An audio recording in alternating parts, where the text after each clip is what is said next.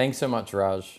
And really excited to be able to take you through an actual example where SignalOS is going to help Meridian Regional Bank in order to transform its organization from a regional bank to a digitally enabled relationship national bank. I'm Jeffrey Klebanoff, General Manager of Enterprise Markets, and really excited to take you through this demo today. Meridian Regional Bank, again, is a regional bank focused on being branch-led. Its capital is tied to all of its legacy model and systems. All of its operations are focused on manual processes, and it's very reactive to regulations. Decisions are very slow, and they're all based on stale data. It has set forth on a strategic journey where it has 5 strategic pillars that are going to enable this change. Focus on capital allocation, where it wants to redeploy their balance sheet towards national growth. A workforce transformation, which we will key into during today's demo and focus on how SignalOS can actually help them drive the future of their work. Automation, they want to make sure they have much more automated straight-through operations in order to drive the cost down to those they serve. They want to be a very digital distributed organization where they're able to acquire and serve nationally beyond their branch. And they want to make sure that all risk data and compliance is served via one platform to ensure that they can actually scale what they have to do for things like Basel III.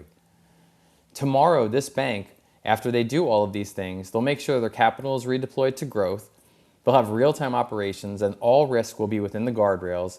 Decisions will be in minutes, and that memory will compound with something called institutional memory, which we will talk to in a moment. This is all based on the 4 seats that are going to be steering this change. The CEO is focused on, are we still delivering what this bank was built for? The CFO is very focused on the value and what's the ROI.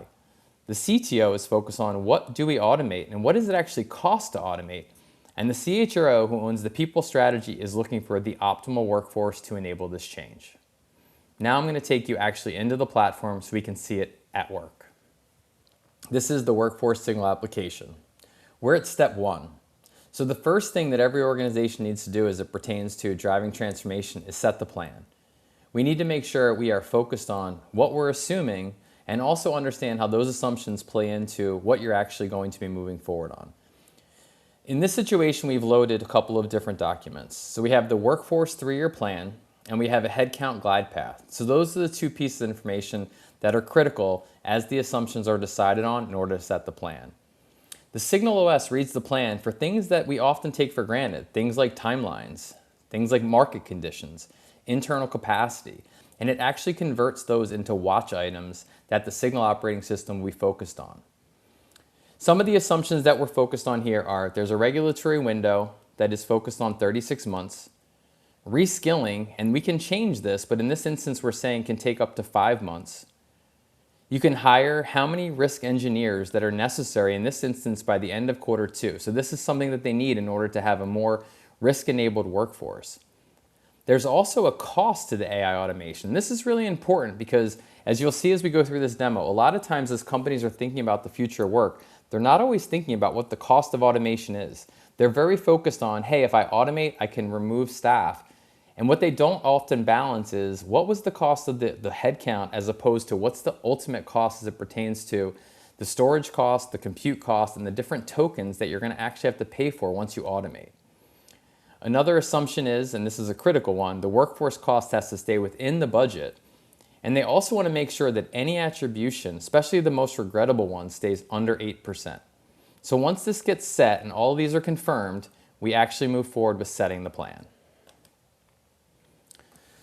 Now this is where you can see, before we started this engagement, there was a blueprint that was developed, which actually drove the configuration of this platform. And when that blueprint was developed, it was, what are the systems and sources of information that we want to bring in as it pertains to the data we want to ingest? And in this instance, there were 6 connected sources, and they are live. So there was a core banking platform that's actually providing real-time updates. There's a risk and compliance platform, which is providing daily updates. There's your HRIS platform of Workday. You have your ATS recruiting system, Greenhouse. Both of those also real-time. You have a regulatory feed, and this is where you actually have external information coming in, and that's happening daily. And then there's also market intelligence that's happening hourly. So you can see you've got internal and external signals that are critical, that are being watched in order to drive what the focus is of the platform. Then we have the equilibrium. So this is what must stay true in order to proceed and in order to make sure that the attention is being routed appropriately. There's things like output capacity here. How do you make sure that the output that's being produced by the workforce is high? You want to make sure that, as we just talked about, the labor cost and the AI costs stay balanced. It's critical. You want to make sure you have capability that's covered. So you want to ensure that your people-based workforce and any agent-based workforce is driving the capabilities that you must cover in order to stay in business and continue to grow your business. You want to also make sure that the culture is happy. You want to make sure the engagement scores from a cultural perspective stay high. You also need to make sure from a regulatory assumption perspective, and this was one of the thresholds that were driven at the beginning of this build, that you act if anything crosses the 70% threshold. And you also you want to make sure your total budget remains under that $10.3 million mark. Routing rules were developed, and this is really important. So this is who gets told when something happens that drives attention based on the alerts coming out of equilibrium based on the signals we just talked about. If there is a regulatory risk, we want to make sure that the CFO, the CHRO, and the CTO are all aware of it. If there's any type of value drift, we want to make sure the CHRO and the finance are up to speed.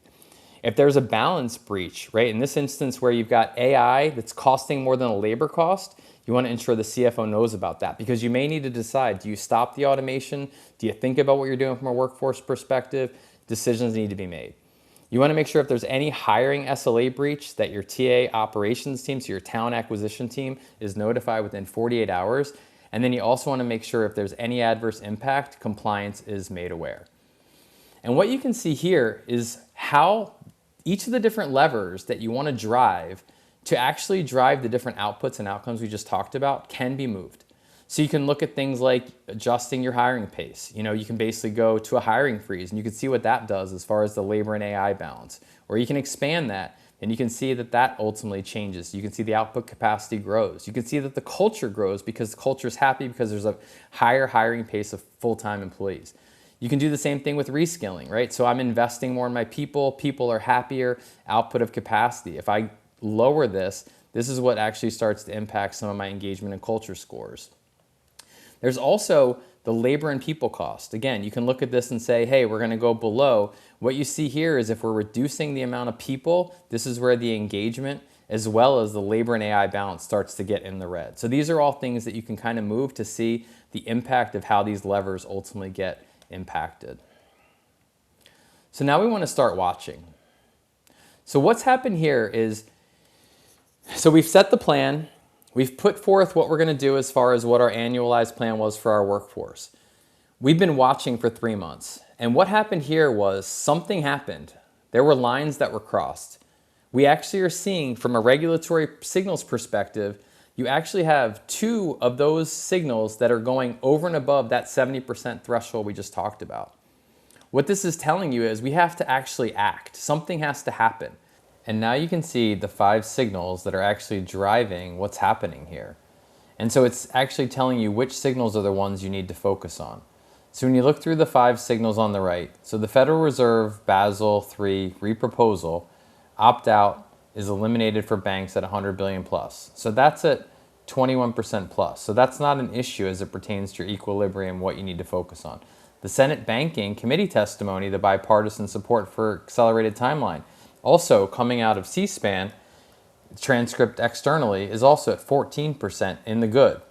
The 2 that you really need to focus on are the 4 major bank earning calls that flagged AOCI volatility exposure as a material risk, and also the NACHA rule 2026 in April fraud monitoring enforcement date pulled forward to Q3 of 2027. Both of those are what is actually driving the estimated $10 million workforce impact. And this is where you need to pay attention to because that's what's driving your threshold from being impacted over and above the 70% that you set at the beginning. So what do we do next? SignalOS raises the alert. And what it starts to do now is it tells the folks who need to know what's going on that something has happened. Attention is required. There's a signal that is being required to make sure that each of the different seats that we talked about are aware of what's going on and how they need to make sure they're addressing that. It tells you the signal, it tells you the likelihood, it tells you the workforce exposure, it tells you what equilibrium is out of balance, And it also gives you the decision window of how many days you can actually do to resolve the situation. And then these different folks, the CFO, the CHRO, the CTO, and the CRO, they also have to focus on, what does this mean to us? CFO wants to know, if automation is now costing more than our labor, do we still build it or do we shift to people?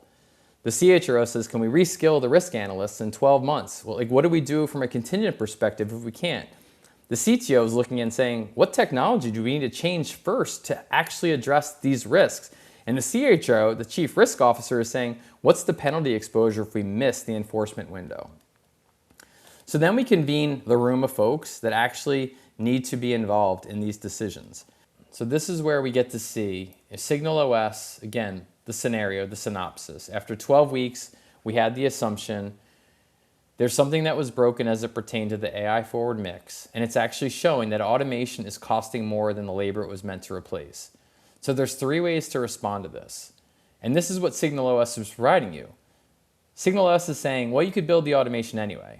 Well, the risk here is high, and the automation cost spikes over budget. So this is where it's actually going to be an $11.4 million cost, which is over your original budget.